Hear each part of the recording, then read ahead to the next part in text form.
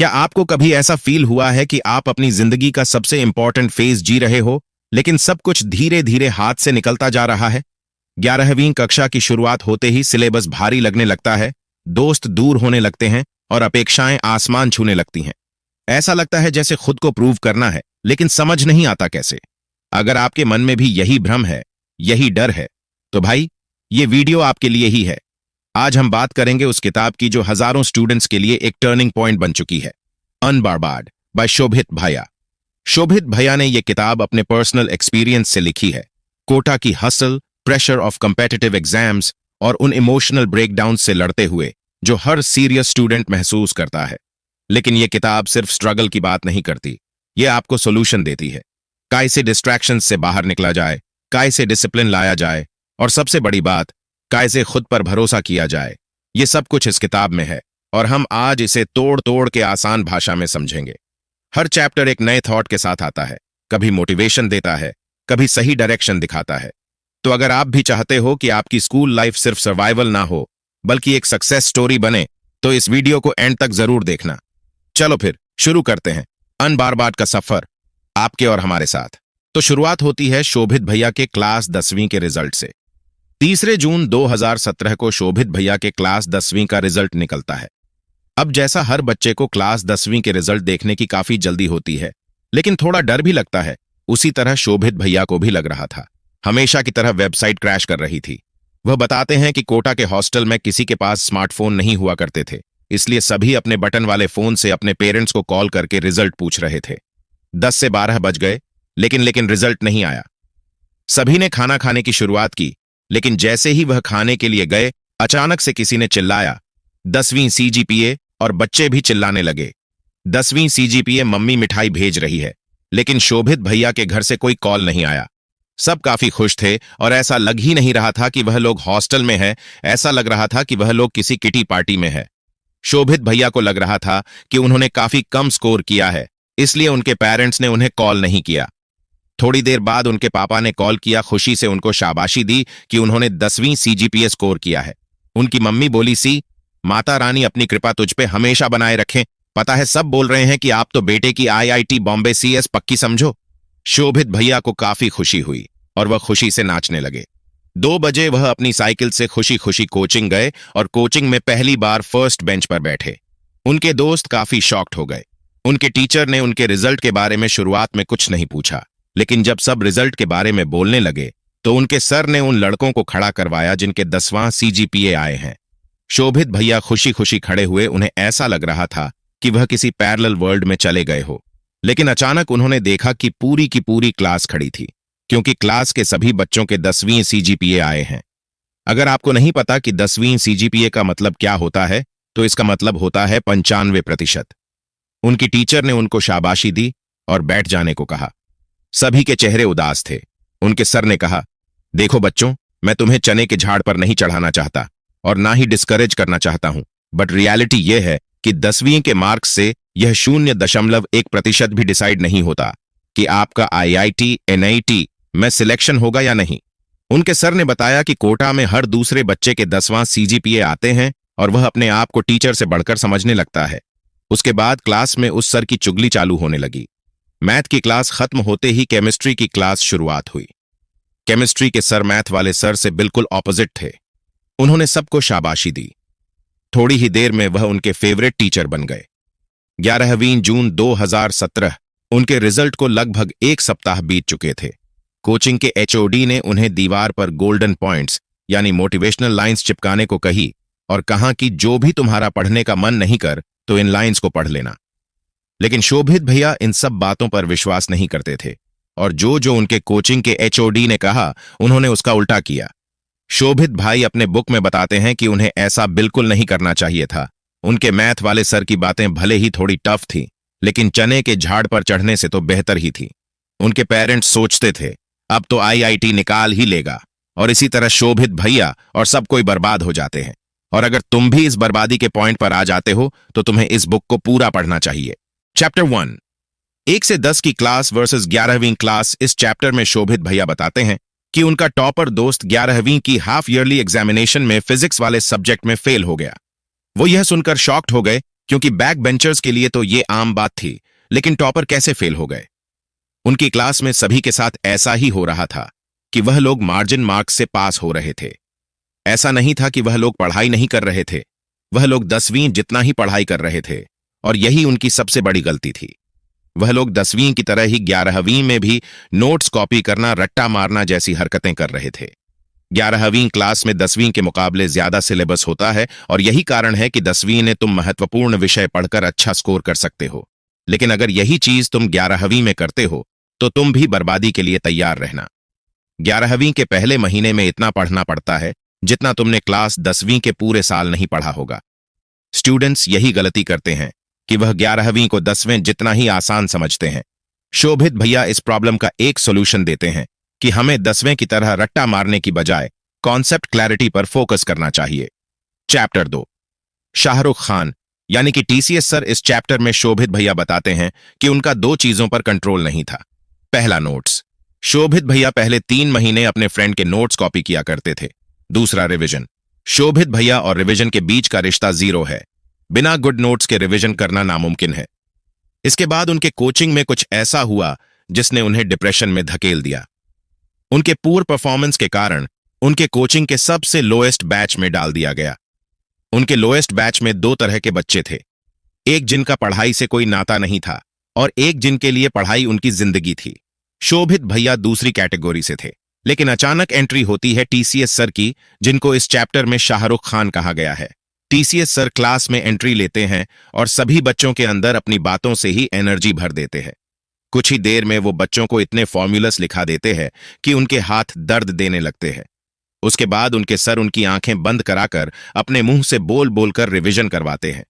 5 से 7 मिनट में ही वो पूरे टॉपिक को रिवाइज करवा देते हैं। उसके बाद उनके सर ने उनको एक गजब की स्ट्रेटजी दी। उन्होंने कहा, नोट्स में करवाए गए सवाल को घर जाकर बिना देखे सॉल्व करने की कोशिश करना और सारी थ्योरी याद कर लेना। अगले दिन सुबह उठकर रफ पेज फिर से चीजों को रिकॉल करना। जब शोभित भैया ने इसे ट्राई किया तो इस ट्रिक ने सच में काम किया। उन्हें यह फील हुआ कि वो अच्छे नोट्स नहीं बना रहे हैं। टीचर की हर बात को नोट्स में लिखना मुश्किल होता है। उन्होंने अपने फोन में टीचर के लेक्चरर्स को रिकॉर्ड किया और जो उनसे छूट जाता था वो फिर से कवर हो जाता था। लेकिन इन सब के बावजूद उनका क्लास 11वीं बर्बाद हो गया। वह क्यों, आने वाले चैप्टर में समझेंगे। चैप्टर 3, रक्षाबंधन। रक्षाबंधन का टाइम चल रहा था और शोभित भैया की कोचिंग 3 दिनों के लिए बंद थी। जहां सभी स्टूडेंट्स घर जाने के लिए टिकट बुक कर रहे थे, वही शोभित भैया ने ऐसा नहीं किया। उन्होंने अपने घर में बात किया कि इस रक्षाबंधन वो अपने हॉस्टल में पढ़ाई करेंगे। थोड़ी बहुत गालियां खाई, लेकिन फिर परमिशन मिल गई। उनके एक दोस्त क्रिस ने भी उन्हीं के साथ पढ़ने का डिसाइड किया। 2 घंटे की नींद के बाद 4 घंटे कंटिन्यूअस पढ़ाई, उसके बाद यह फिर से रिपीट होता रहा। जब उनका दोस्त सोता था तो वह पढ़ते थे, और जब वह सोते थे तो उनका दोस्त पढ़ता था। उन्होंने नींद को भगाने के लिए जांदू बाम का इस्तेमाल किया और रुमाल को अपने सर पर बांध लिया। सिर्फ पार्ले जी और कॉफी के सहारे ही उन्होंने अपने फार्मूले से भरे दीवारों के कमरे में दिन रात पढ़ाई की। उन्होंने काफी प्रैक्टिस की और दिन रात एक कर दिया। रक्षाबंधन खत्म होने के बाद टेस्ट के पहले वह 1.5 घंटे सो गए। टेस्ट देने के बाद जब उन्होंने आंसर की से अपने मार्क्स कैलकुलेट किया तो 360 में 115 बन रहा था। शोभित भैया भागते भागते अपने दोस्त कृष के पास गए और दुखी मन से बोले कि सिर्फ 115 ही बने। लेकिन फिर उन्हें रियलाइज हुआ कि मार्क्स से बढ़कर अपनी मेहनत होती है। भले ही वह मार्क्स ज्यादा नहीं ला पाए, लेकिन उन्होंने अपना 100% एफर्ट डाला। एक दिन वह अपने दोस्त शैलेंद्र के साथ डिनर कर रहे थे। शैलेंद्र ने उन्हें बताया कि ऐसे गधों की तरह हार्ड वर्क करने से कुछ नहीं होगा, स्मार्ट वर्क भी करना पड़ेगा। इसके बाद शैलेंद्र चला गया और शोभित भैया सोचने लगे, इसने लेक्चर तो दे दिया लेकिन बताया नहीं कि स्मार्ट वर्क कैसे करना है। एक दिन शोभित भैया ने अपने टॉपर दोस्त की एक्टिविटीज को नोटिस किया और पाया कि यह तो मुझे भी ज्यादा मजे करता है, लेकिन अभी भी टॉपर लिस्ट में है। उन्हें पता चला कि वह कुछ गलती कर रहे हैं, जैसे वह सिर्फ रिवीजन करते थे, मॉक टेस्ट, होमवर्क जैसी चीजों को इग्नोर करते थे, और जो क्वेश्चन इजी लगता था उन्हें ही सॉल्व करते थे, और डिफिकल्ट क्वेश्चंस को इग्नोर करते थे, और ऐसे ही कई सारी गलतियां करते थे। वह पढ़ाई के लिए नहीं पढ़ते थे बल्कि अप्रिशिएशन के लिए पढ़ते थे। जब लोग उन्हें कहते थे कि यार कितना पढ़ेगा, अब तो पढ़ाई मत कर, तो उन्हें काफी अच्छा लगता था, और इसी शो ऑन ऑफ के चलते वह लोगों के दिखाने के लिए बहुत ज्यादा पढ़ते थे। उनकी प्रॉब्लम यह थी कि वह जिन क्वेश्चंस को नहीं कर पाते थे उन्हें वह छोड़ देते थे और कभी भी उनके कॉन्सेप्ट को नहीं समझते थे। उसके बाद शोभित भैया ने अपना बोरिया बिस्तर बांध और सीधा अपने टॉपर दोस्त के हॉस्टल में शिफ्ट हो गए। चैप्टर 4 जील पैटल। शोभित भैया के उस टॉपर दोस्त का नाम था जील पटेल। जब शोभित भैया ने उसकी नोटबुक चेक की तो उन्होंने देखा कि हर क्वेश्चन के बगल में बुक का पेज नंबर लिखा होता है जिसमें वह क्वेश्चन था। इससे दो फायदे होते हैं। पहला, जिस क्वेश्चन को वह सॉल्व नहीं कर पाता था इसका सॉल्यूशन बुक में मिल जाता था, और दूसरा, वह आसानी से टीचर से डाउट पूछ पाता था क्योंकि वह आसानी से टीचर को पेज नंबर दिखा देता था। जब तक उसके डाउट क्लियर नहीं होते थे वह तब तक शांत नहीं बैठता था। शोभित भैया बोलते हैं कि 100 बुक्स के थोड़े थोड़े क्वेश्चंस करने से अच्छा एक बुक के सारे क्वेश्चंस करना बेहतर होता है, लेकिन एक दिन में इन सब से कुछ नहीं होने वाला। इसके लिए कंसिस्टेंसी होनी चाहिए। अगर इन सब से भी कुछ नहीं हो तो तुम्हारे रूम की एक विंडो खुली रह गई होगी। चैप्टर 5 खुली विंडो। एक चीज सोचो, अगर तुमने कोई नया एसी लिया और लगाने के बाद भी वह काम न करे तो तुम सबसे पहले क्या चेक करोगे? सबसे पहले तुम चेक करोगे कि एसी खराब तो नहीं हो गया, लेकिन अगर एसी ठीक हुआ तो तुम क्या चेक करोगे? नहीं समझ आ रहा? अरे, खुली हुई विंडोज। इसी तरह सब कुछ करने के बाद भी अगर रिजल्ट नहीं आ रहा है तो मतलब कुछ तो डिस्ट्रैक्शन है। शोभित भैया को भी डिस्ट्रैक्शन का सामना करना पड़ा। शुरुआत के कुछ महीने तक शोभित भैया के पास बटन वाला फोन था, लेकिन थोड़े ही समय के बाद जियो का फोन लॉन्च होता है। इस फोन में यूट्यूब, व्हाट्सएप, इंटरनेट सब कुछ था। शोभित भैया ने अपने पेरेंट्स को कन्विंस करके यह फोन खरीद लिया और बस क्या था, बर्बादी शुरू हो गई। शोभित भैया दिन भर फोन चलाने लग गए और इतना चलाने लग गए कि उन्होंने अपना होमवर्क करना भी जरूरी नहीं समझा। एक दिन टीसीएस सर ने उनको नोटिस किया और सबके सामने डांट लगाई। उनकी बातों में शोभित भैया पर इतना प्रभाव डाला कि उन्होंने अपने फोन को कुर्सी के नीचे लाकर तोड़ दिया। उनका मानना है कि जितने भी डिस्ट्रैक्शंस है उनकी एक लिस्ट बनाओ और उन्हें कभी मत करो। अच्छा, अब इन डिस्ट्रैक्शंस को टैकल कैसे करें? इसके लिए तुम्हें ऋषि मुनियों जैसा माइंडसेट चाहिए, जो इतने सालों तक तपस्या करते हैं और राक्षसों के बार बार परेशान करने के बाद भी अपनी तपस्या में कोई भी प्रॉब्लम नहीं आने देते हैं। शोभित भैया हमेशा कहते हैं कि स्मार्टफोन हमारे रिजल्ट को 95% गिरा देता है, इसलिए इसे फेंक कर एक बटन वाला फोन ले लो। शोभित भैया बताते हैं कि उनके हॉस्टल में एक टॉपर लड़का रहता था। जब उसने बोर्ड के एग्जाम में टॉप किया तो सोसाइटी ने उसे लैपटॉप और एक स्मार्टफोन गिफ्ट किया और तभी से उसके परसेंटेज गिरने लग गए। अगर तुम भी फोन से एडिक्टिव हो तो अपने फोन को गोली मारो और रियल लाइफ में जियो फन एक्टिविटीज करो। सारे के सारे नोटिफिकेशंस ऑन ऑफ कर दो। इन सब में थोड़ा टाइम लगेगा लेकिन हो जाएगा। चैप्टर 6 घर की मुर्गी। एक दिन दिल्ली से शोभित भैया की एक दोस्त ने बताया कि उसकी आजकल अपने पापा से बातचीत नहीं हो रही क्योंकि उसके पापा को पता चल गया कि वह अपनी दोस्त के साथ कोचिंग बंक करके कैफे गई थी। शोभित भैया ने उसे बताया कि उसके पापा को उसकी फिक्र है, लेकिन फिर भी वह अपनी जिद पर अड़ी रही। शोभित भैया काफी उदास है क्योंकि अपने पेरेंट्स की कदर तभी होती है जब हम उनसे दूर रहते हैं। पास रहने पर हम उन्हें कभी कभी अपना सबसे बड़ा दुश्मन समझने लगते हैं। यह वही बात हो गई कि घर की मुर्गी दाल बराबर। 2 सवाल है, उनका जवाब देना। पहले, क्या तुम चाहते हो कि तुम सक्सेसफुल बनो? और दूसरा, क्या तुम्हारे पेरेंट्स चाहते हैं कि तुम सक्सेसफुल बनो? अगर इन दोनों सवालों का जवाब यस है तो फिर तुम उन्हें अपना सबसे बड़ा दुश्मन क्यों समझते हो? दरअसल बात यह है कि तुम्हारे पेरेंट्स को तुमसे ज्यादा एक्सपीरियंस होता है। वह तुम्हारे दोस्तों के चेहरे देखकर ही बता देंगे कि कौन सा दोस्त ज्यादा अच्छा है और कौन दोस्त दोस्त बनने लायक नहीं है। शोभित भैया जिस भी मीटिंग में जाते हैं अपने पापा को साथ लेकर जाते हैं। शोभित भैया ने सभी को एक बहुत ही अच्छी एडवाइस भी दी है। उनके पापा अक्सर कोटा जाया करते थे और हमेशा शोभित भैया को या तो सोता हुआ या तो पढ़ता हुआ ही पाते थे। इससे उनके अंदर शोभित भैया को लेकर ट्रस्ट पैदा हुआ। तुम्हारे पेरेंट्स को बस 2 चीज तुमसे चाहिए। पहला, कि तुम पूरी ईमानदारी से पढ़ाई करो और दूसरा, लाइफ को स्टेबल करो। शोभित भैया ने बिल्कुल ऐसा ही किया और उनके पेरेंट्स ने उनकी हर बात में सहमति जताई। इसलिए अपने पेरेंट्स के साथ ट्रस्ट बिल्ड करो और इसके बाद देखना कि उन्हें तुम्हारी किसी भी डिसीजन से कोई अफसोस नहीं होगा। चलो, एक बार के लिए पेरेंट्स तो समझ जाए, लेकिन रिश्तेदारों का क्या, यह जानेंगे हम अगले चैप्टर में। चैप्टर 7 बाहर के डॉगले।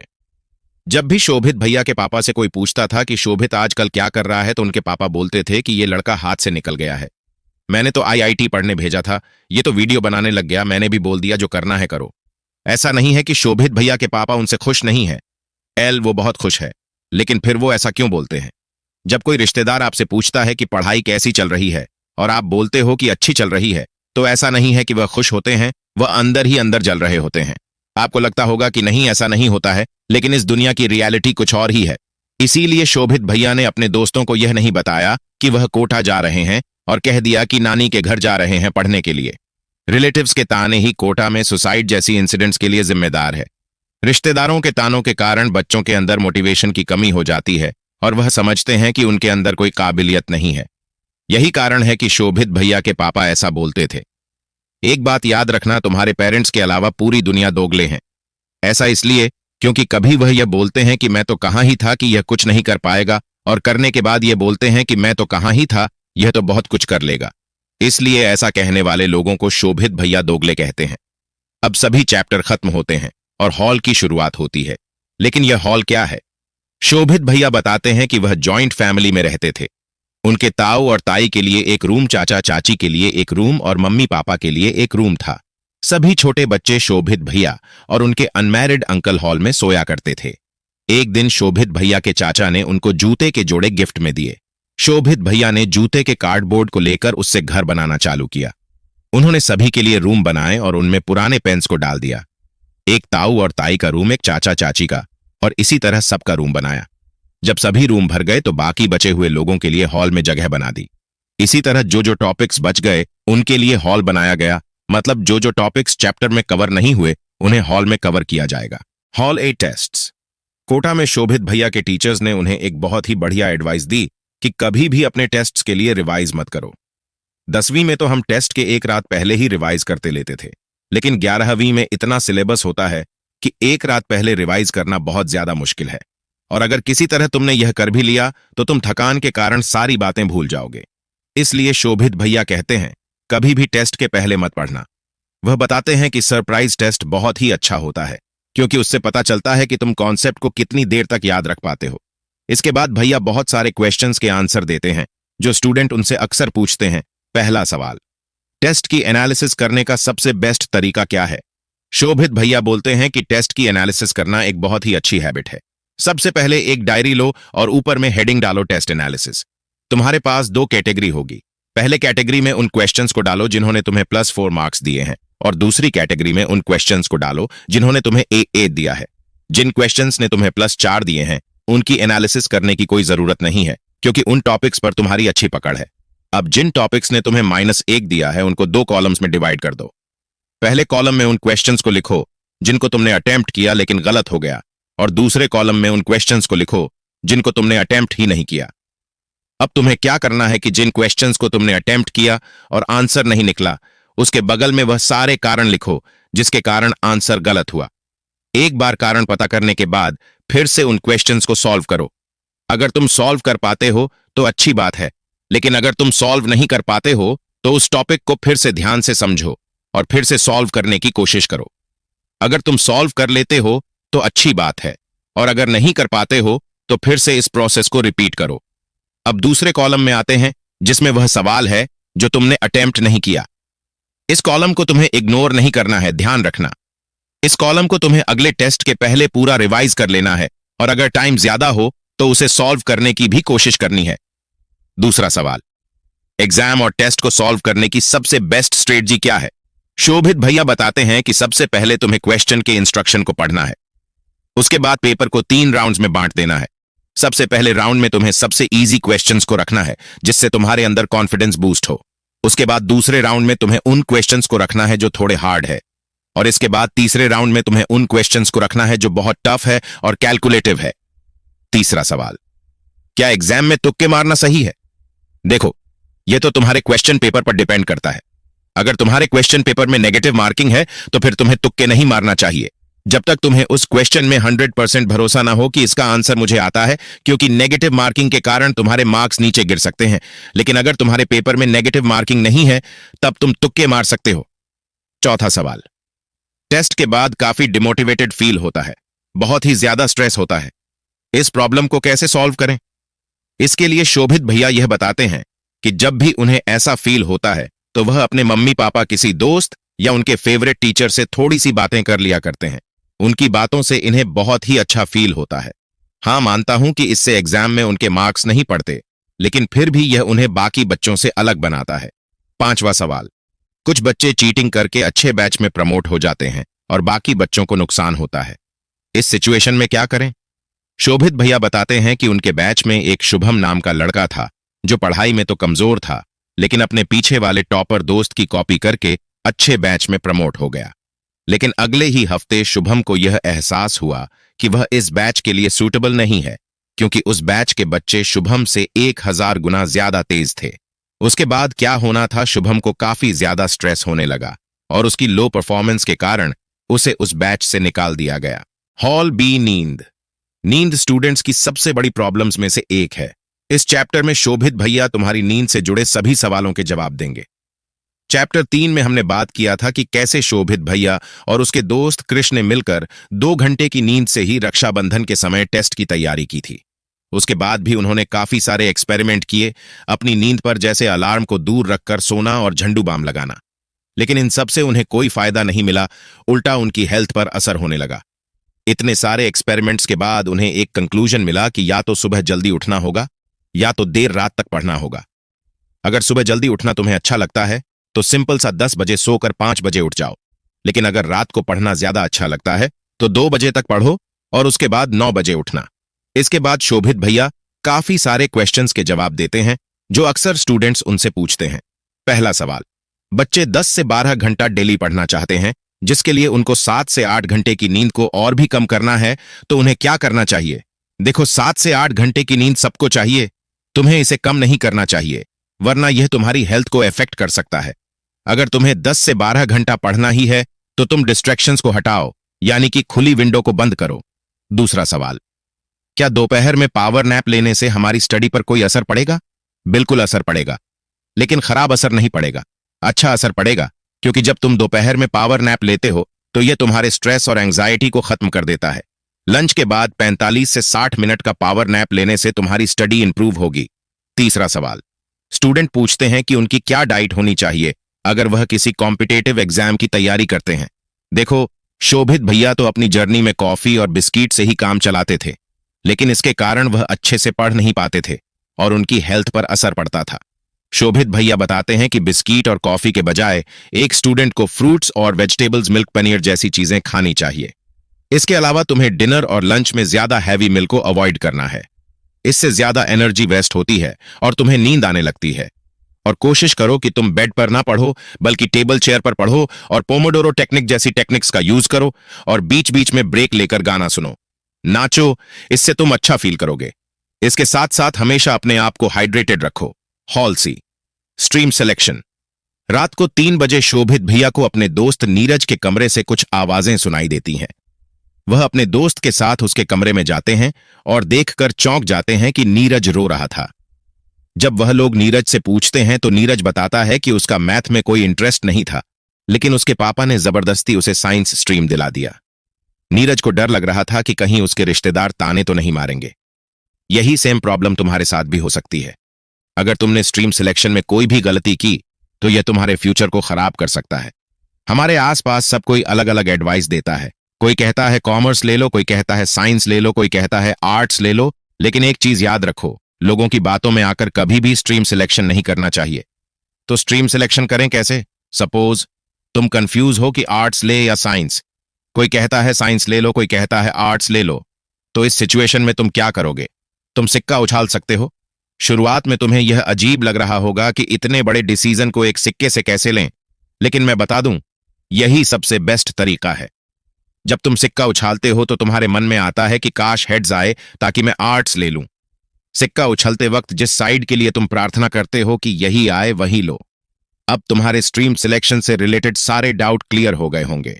हॉल सी, स्ट्रीम सिलेक्शन। रात को 3 बजे शोभित भैया को अपने दोस्त नीरज के कमरे से कुछ आवाजें सुनाई देती हैं।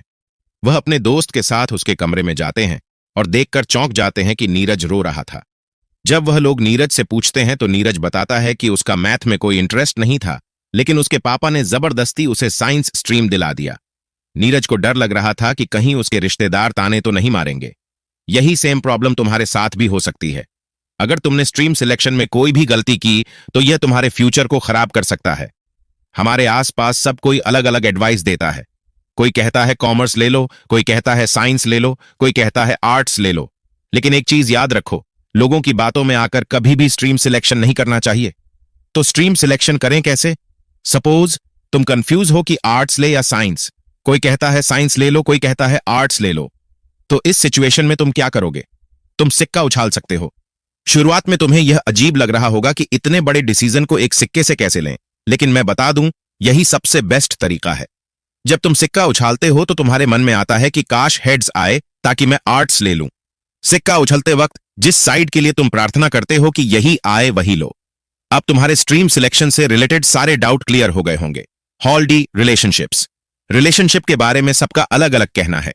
कोई कहता है कि रिलेशनशिप हमारे प्रोडक्टिविटी को 10 गुना कर देती है, तो कोई कहता है कि यह हमारी प्रोडक्टिविटी को खत्म कर देती है। लेकिन जिंदगी में हर चीज का एक सही वक्त आता है। तुमसे मैं एक बात पूछता हूं कि तुम्हारे लिए अभी सबसे ज्यादा जरूरी क्या है? स्कूल, डिस्ट्रिक्ट, स्टेट या कंट्री में टॉप करना या प्यार के चक्कर में पड़ना? ज्यादातर लोग बोलेंगे पहले वाला, और अब जब तुम्हें पता चल गया है तो क्यों इस प्यार के चक्कर में पड़ना? भाड़ में जाए प्यार। अभी तुम्हें अपने करियर को बनाने पर फोकस करना चाहिए, उसके बाद प्यार का समय आएगा। इसलिए अपने आप को अभी शेप दो, अच्छे से पढ़ाई करो, बॉडी बनाओ, कम्युनिकेशन स्किल्स डेवलप करो और प्यार वाले चक्कर से बच्चों। हॉल ई, physical and mental health. Raksha Bandhan के बाद शोभित भैया ने कुछ गंदी हैबिट्स को डेवलप कर लिया था, जैसे कम सोना, सिर्फ कॉफी और बिस्किट खाना और फिजिकल एक्टिविटी ना करना। इन सब के कारण शोभित भैया एक दिन बेहोश हो गए। इसके बाद उनके पापा ने यह मेक श्योर किया कि शोभित भैया तीनों टाइम खाना खाए और वह भी हेल्दी वाला। उन्होंने एक फल वाले से बात करके शोभित भैया को हर शाम फल भेजने को कहा और अपने छोटे बेटे निमित्त को शोभित के खाने की पल पल की खबर देने को कहा। इससे शोभित भैया काफी हेल्दी रहने लगे और उनके मार्क्स भी बढ़ने लगे। अब फिजिकल हेल्थ तो ठीक हो गई, लेकिन मेंटल हेल्थ का क्या? इसके लिए 3 स्टेप करो। स्टेप 1, सीधा बैठो। स्टेप 2, 2 घुट पानी पियो। स्टेप 3, अपने किसी फैमिली मेंबर या दोस्त से कुछ देर बात करो। ऐसा करने पर तुम देखोगे कि तुम्हारी मेंटल हेल्थ अच्छी रहेगी। हॉल एफ, 21 दिनों का चुनौती स्कैम। इस चैलेंज के बारे में सभी को पता है कि यह हैबिट बिल्ड करने के लिए बनाया गया एक चैलेंज है। सभी इस चैलेंज को करते हैं, लेकिन कुछ गलती कर देते हैं। मान के चलो तुम्हें 3 घंटे लगातार पढ़ने की आदत को बनाना है। तुम बुक खोलते हो और क्वेश्चन सॉल्व करना शुरू कर देते हो। 2-3 क्वेश्चन सॉल्व करने के बाद तुम क्वेश्चन सॉल्व करने में फेल हो जाते हो और इस फेल के गिल्ट को छुपाने के लिए तुम रील स्क्रॉल करना शुरू कर देते हैं, जिससे बाद में तुम्हें रिग्रेट होता है। इसके बजाय शुरुआत छोटी रखो और जब छोटी शुरुआत आसान होने लगे तो उसे बड़ा करो। तुम शुरुआत में इजी क्वेश्चंस को सॉल्व करो, ना कि डिफिकल्ट वाले। समय के साथ साथ तुम्हारे नेगेटिव सोच जो तुम्हें हैबिट डेवलप करने से रोकते हैं वो भी खत्म हो जाएंगे। हॉल जी, busting out some common myths. इस हॉल में शोभित भैया ने बहुत सारे मिथ्स को बस्ट किया है। Myth, wait. अच्छे मार्क्स लाने के लिए 16 घंटे पढ़ना पड़ता है। यह तुम्हारी स्टूडेंट टाइप पर डिपेंड करता है। अगर तुम एग्जाम के एक रात पहले पढ़ने वाले बच्चे हो तो तुम्हारे लिए 10-12 घंटे भी कम है, लेकिन अगर तुम हर दिन डेली रूटीन को फॉलो करते हो तो कम पढ़कर भी अच्छे मार्क्स ला सकते हो। मिथ 2, बोर्ड्स के मार्क्स मैटर नहीं करते। अगर तुम्हें किसी रेपुटेटेड कॉलेज में एडमिशन लेना है तो शायद बोर्ड के मार्क्स मैटर करते हैं, लेकिन अगर तुम अपनी स्किल पर फोकस करके कुछ काम करते हो तो बोर्ड के मार्क्स उतना मैटर नहीं करते। लेकिन ऐसा नहीं है कि तुम पढ़ाई करना छोड़ दो, पढ़ाई करते रहना। मिथ 3, कोचिंग के बिना सिलेक्शन नहीं होता। कोचिंग क्लासेस में स्टूडेंट्स इतने पैसे इसलिए खर्च करते हैं क्योंकि वहां उन्हें टीचर्स के साथ लाइव इंटरैक्शन मिलता है, जो उनके डेली प्रोग्रेस को ट्रैक करने और उनको सेल्फ मोटिवेटेड रखने में मदद करता है।